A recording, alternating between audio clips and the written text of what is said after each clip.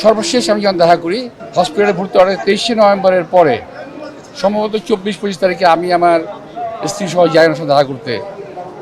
তো তখন বাইরে অনেক অনেক কথা বলছিল যে উনি মারা গেছেন ইত্যাদি। আসলে না, উনি মারা যান নাই। উনি অসুস্থ ছিলেন, হসপিটালে ছিলেন, শ্বাসকষ্ট হচ্ছিল। তো আমি ওনার সাথে দেখা করলাম, তখন আমি সালাম দিলাম দূর থেকে। ইনফেকশনের ভয় ছিল ওনার নিজের, তো ওই কারণে আমরা সামনে যাইনি। উনি সালামের প্রত্যুত্তর দিলেন, হেসে জবাব দিলেন। ওটাই আমার শেষ স্মৃতি। হেসে সালামের জবাব দিয়েছেন দুজনকে আমাদেরকে। উনি অসুস্থ হওয়ার পরে আমাদের সঙ্গে আমরা মাঝে মাঝে ঈদের সময় বাসায় দেখা করতে যেতাম। আগের মতো সচরাচর দেখা হতো না। তো যখন ওনার সাথে দেখা করতে গিয়েছি,